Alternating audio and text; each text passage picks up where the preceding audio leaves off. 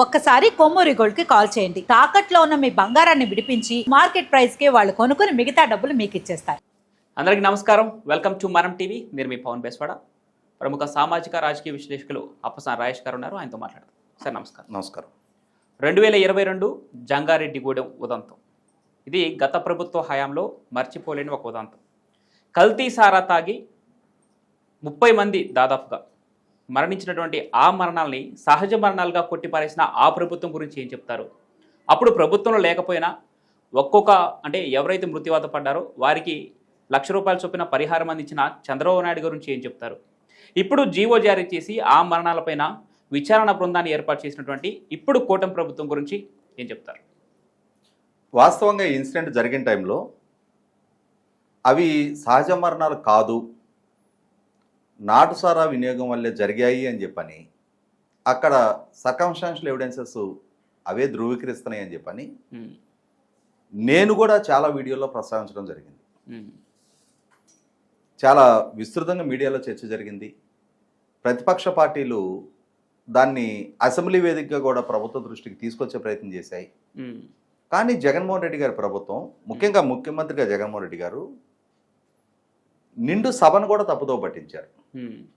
ఒక రకంగా మాట్లాడుకుంటే కళ్ళ ముందు స్పష్టమైన సాక్ష్యాధారాలు కనిపిస్తున్నా కూడా సభానాయకుడిగా ఉండి తాను సభకి తప్పుడు సమాచారం ఇచ్చారు.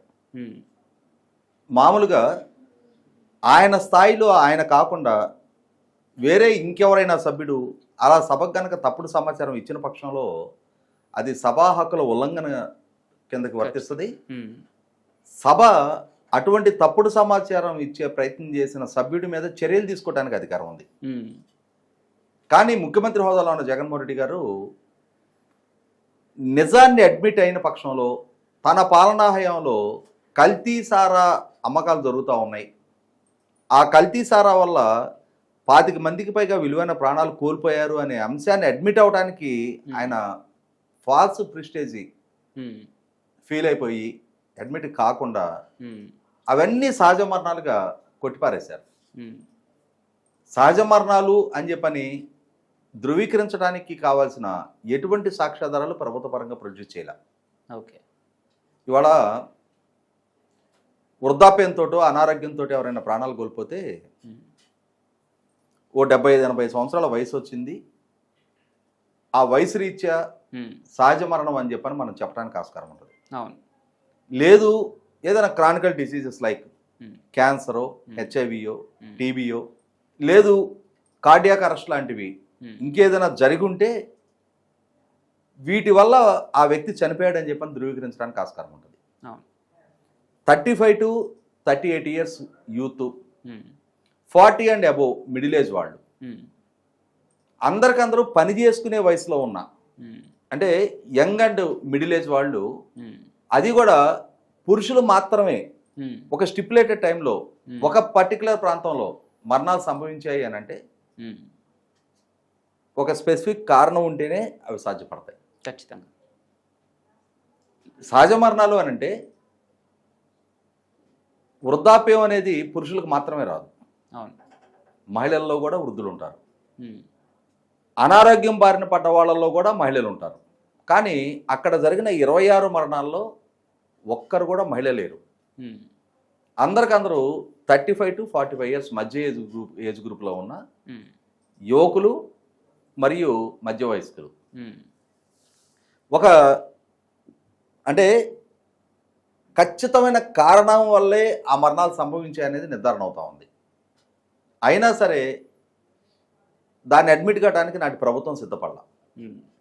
ఇక్కడ గమనించుకోవాల్సింది ఏంటి అంటే రాష్ట్రంలో కల్తీ సారా వినియోగం వల్ల కొన్ని మరణాలు సంభవించాయి అని చెప్పని అడ్మిట్ అవటం వల్ల ముఖ్యమంత్రిగా జగన్మోహన్ రెడ్డి గారికి వచ్చే నష్టం లేదు. మహా అయితే ప్రతిపక్షాలు మీ పాలనలో మీ ప్రభుత్వ విభాగాలు సరైన పర్యవేక్షణ లోపం వల్ల ఇటువంటి మరణాలు సంభవించాయని చెప్పని 2 రోజులు విమర్శిస్తారు. కానీ ప్రభుత్వ పరంగా అడ్మిట్ అయితే అక్కడ ఒక నేరం జరుగుతూ ఉంది. కొంతమంది ఈ కల్తీ సారా తయారు చేయటం వల్ల, దాన్ని కొంతమంది వినియోగించడం వల్ల మరణాలు సంభవిస్తున్నాయి అని చెప్పని ప్రభుత్వం కనుక అడ్మిట్ అయిన పక్షంలో అటువంటివి జరగకుండా కట్టడి చేయడానికి ఆస్కారం ఉంటుంది. అదే సందర్భంలో ఇంతమంది మరణాలకి కారకులైన వాళ్ళని చట్టం ముందు జవాబుదారీ చేయడానికి ఆస్కారం ఉంటుంది. అవును. అదే సందర్భంలో బాధితులుగా మారిన కుటుంబాలకి ప్రభుత్వ పరంగా సహాయ సహకారాలు అందించడానికి ఆస్కారం ఉంటుంది. కానీ ప్రభుత్వం ఏం చేసింది ఇక్కడ?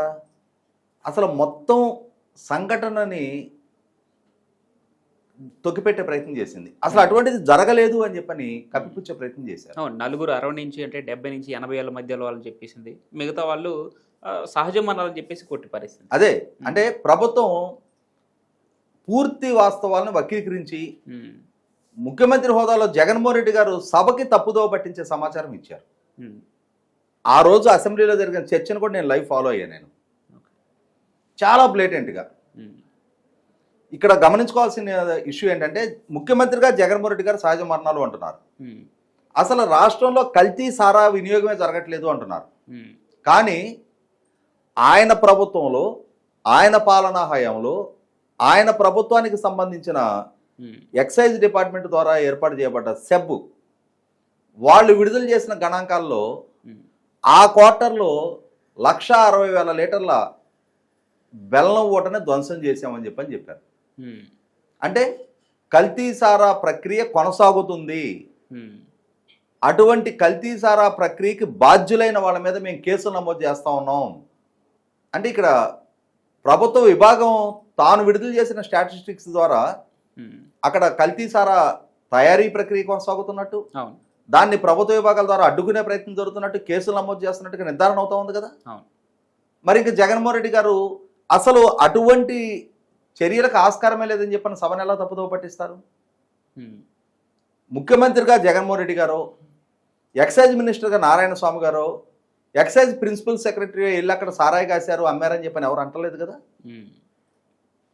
పాలకుడుగా ఎవరో రూట్ లెవెల్లో, కొండల్లో, కోనల్లో అటువంటి తయారీకి, అమ్మకానికి పాల్పడే వ్యక్తులను కట్టడి చేయాల్సిన బాధ్యత మీది, మీ విభాగాలది. ముఖ్యమంత్రిగా మీరు పర్యవేక్షించాలి, మీ విభాగాలు సమర్థవంతంగా కట్టడి చేయాలి. ప్రభుత్వ విభాగాల ద్వారా విడుదల చేసిన గణాంకాల ప్రకారం చాలా బెల్లం ఓటను ధ్వంసం చేస్తున్నారు. అయినా సరే తప్పుకొని ఒకళ్ళ ఇద్దరు తయారు చేస్తున్నారు. లూప్ హోల్స్ ఉంటాయి. అటువంటి సందర్భంలో ఇటువంటి సంఘటనలు జరుగుతూ ఉంటుంటాయి. దేశంలో చాలా రాష్ట్రాల్లో జరిగింది, చాలా గతంలో ఆంధ్రప్రదేశ్ రాష్ట్రంలో కూడా చాలా సందర్భాల్లో కూడా జరిగింది, అలాగే ఇప్పుడు కూడా జరిగింది. జరిగిన దాన్ని అడ్మిట్ అవ్వని ఒక ఫాల్స్ ప్రిస్టేజ్ తోటి జగన్మోహన్ రెడ్డి గారు ఒక పెద్ద నేరాన్ని కప్పిపెట్టారు. ఇంతమంది ప్రాణాలు పోవడానికి బాధ్యులైన వాళ్ళని ఈయన అంగీకరించిన పర్యవసానం వాళ్ళు నిర్దోషులుగా చలామణైపోయారు. తప్పు చేసిన వాటిని చట్టం ముందు దోషిగా ఎస్టాబ్లిష్ చేసే ఆస్కారాన్ని లేకుండా చేశారు ఆయన. దానితో ఏమైంది? ఆయన ఫాల్స్ ప్రిస్టేజ్ పర్యవసానం ఇంతమంది వాళ్ళ కుటుంబ సభ్యులను కోల్పోయి కూడా వాళ్ళకి చట్టపరంగానూ న్యాయం దక్కలేదు. అదే సందర్భంలో ప్రభుత్వ పరంగా దాన్ని అంగీకరించిన పర్యవసానం ఇవ్వాల్సిన ఎక్స్గ్రేషియాలు కూడా వాళ్ళకి దక్కల. అంటే ఇక్కడ జగన్మోహన్ రెడ్డి గారు అనే ఒక ముఖ్యమంత్రి హోదాలో ఉన్న ఆయన తీసుకున్న బాధ్యత రహించే నిర్ణయ పర్యవసానం ఇన్ని విలువైన ప్రాణాలు కోల్పోయిన సందర్భంలో కూడా ప్రభుత్వ పరంగా, ప్రభుత్వ విభాగాల పరంగా అడుగు ముందుకేయలేని నిస్సహాయ స్థితి ఆయన కల్పించారు ఆ రోజున. ఇటువంటి నేపథ్యంలో ఆ రోజు మీరు ఇందాక ప్రస్తావించినట్టుగానే ప్రతిపక్ష పార్టీ వాళ్ళకున్న పార్టీ ఫండ్స్లో నుంచి ఒక్కొక్క కుటుంబానికి ₹1,00,000 చొప్పున సహాయ సహకారాలు అందించారు. అదే సందర్భంలో ఇవాళ తాము అధికారంలోకి వచ్చిన తర్వాత అసలు ఆ రోజు జరిగిన సంఘటన ఏంటి, బాధ్యులు ఎవరు, ఆ మరణాలు ఎలా సంభవించాయి, ఇది నిర్ధారణ కావడానికి పెద్ద రాకెట్ సైన్స్ అవసరంలా. ఎందుకంటే ఆ మరణాలు సంభవించిన సందర్భంగా కొంతమంది బాడీలు పోస్ట్మార్టం జరిగాయి. ఆ పోస్ట్మార్టం రిపోర్టు వాళ్ళ శరీరంలో మెథైల్ ఆల్కహాల్ ఉంది, ఈథేన్ ఆల్కహాల్ ఉంది అని చెప్పని నిర్ధారణ చేసింది. దానికి కారణంగా అనారోగ్య సమస్యలు తలెత్తి వాళ్ళు ప్రాణాలు కోల్పోయినట్టుగా కూడా కనిపెట్టలేనంతటి అవివేకపు స్థితిలో రాష్ట్ర వైద్య బృందం లేదు.